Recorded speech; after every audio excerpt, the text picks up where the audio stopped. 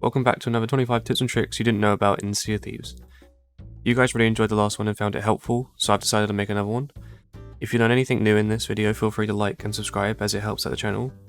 Also, I've seen a large growth over on my Twitter, so I think a lot of you are naturally finding my content over there too. If you're not following me over on Twitter, I'll stick a link in the description as I post a lot of funnies over there. Anyways, on with the tips and tricks. Okay, let's start off with something easy. Using either Tooltail 1 or Tooltail 3 will give you access to the Sea of the Damned, so you can switch servers. The better Tooltail to choose, however, is Tooltail 3 after Checkpoint 4, as it gives you access to the town where you can stock up on supplies.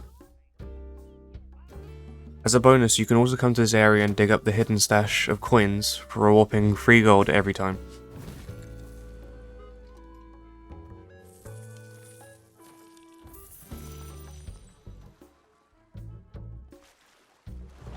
The best place to store your kegs on any ship is on the bowsprit. This is due to the explosion causing less damage to your ship.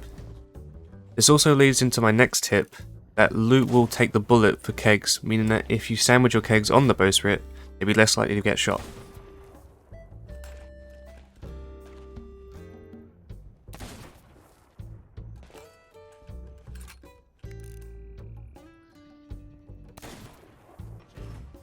When in the Sea of the Damned, you can still earn Milestone Progression, so make sure to do all your sleeping here.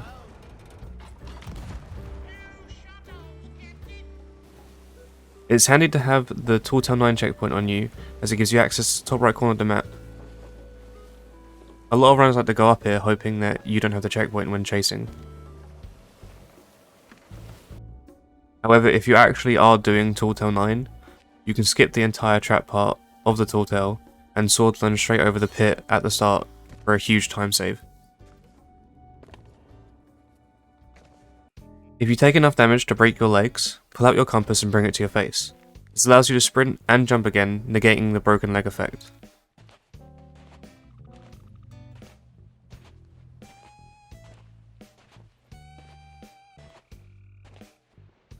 Now this tip is pretty handy.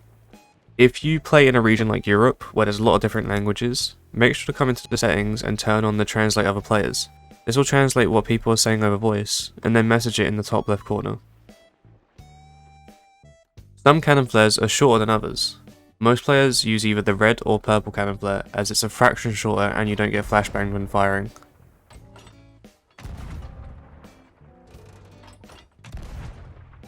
If you're doing animal runs and you need a specific colour, kill the remaining animals on the island and then take a trip to the ferry. When you spawn back, the animals on the island would have reset. Also note that all players in the area must go to the ferry at the same time.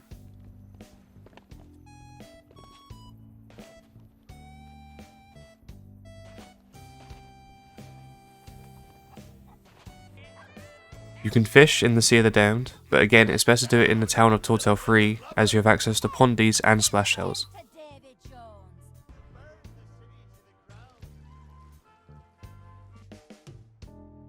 Season 7 added the new Captain's Voyages. The interesting thing about these is buying them will not count towards the accommodation for purchasing voyages, however completing them will count towards the comm for completing voyages.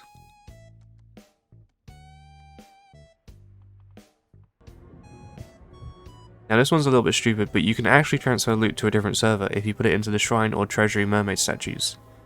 Simply put any loot you want into the mermaid, go into the Sea of the Damned, switch server, then head back to the shrine or treasury you left the loot in, and the mermaid will be still waiting for you.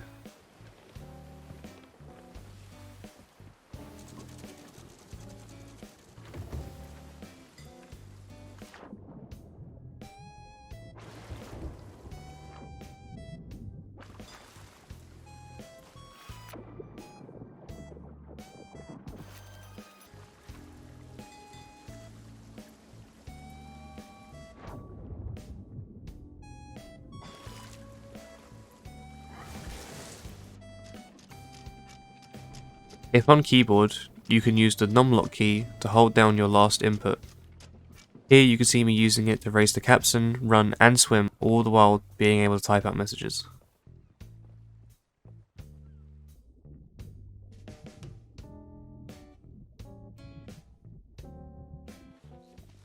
There is a way to always guarantee you get the Burning Blade ship when doing ghost fleets. If the fleet voyage is at the front of your voyage list, then it will not be the Burning Blade. However, if it's right at the back, then your voyage will 100% have the Burning Blade ship at the end.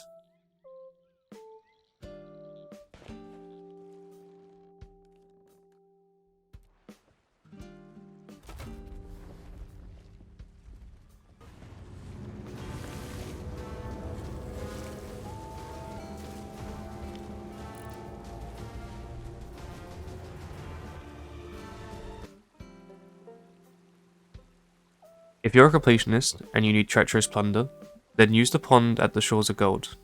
Here it will cycle through fish until a piece of trash is caught. Also, it's best to keep any melee skeletons alive when doing this.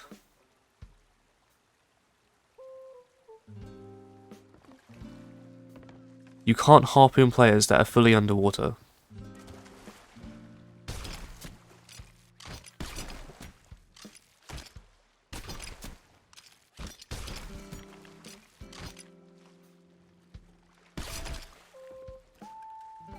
You can shoot players through grates and stairs on any ship. On the sloop, one of the main corners people hold is the bed, so it's a good way to counter this.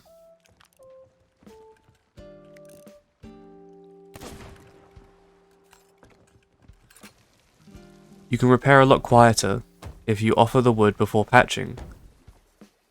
Note that on your end, you'll still hear every bang.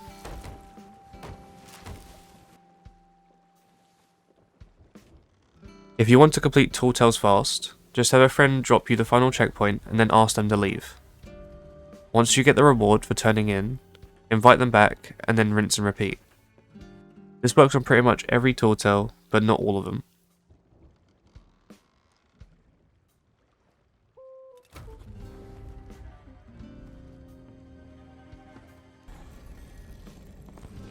When doing a gold hoarder vault, you only need to find one key.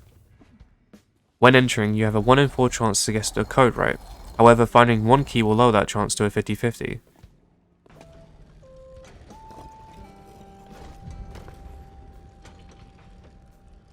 Here you see me get a crown. Now it's either crown with 3 chains, or crown with chain, lock and key. I'm going to test this code, and it was right first try.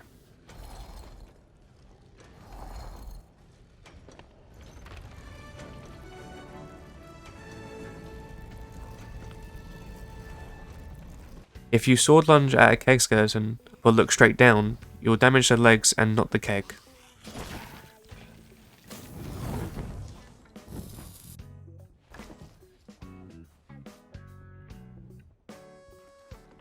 If you plan on not doing any voyages when you sail, place down an animal run. When this voyage expires, it will actually count as a completion and add towards Commendation.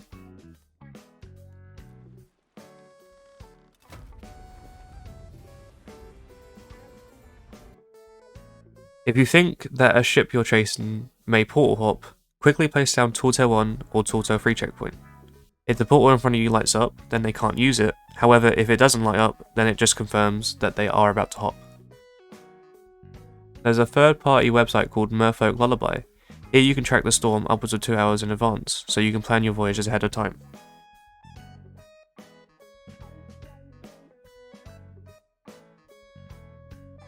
And there you have it, 25 more tips and tricks. If you learned something new, make sure to subscribe for more, and also check out my first 25 tips and tricks, which is on screen now, so click it.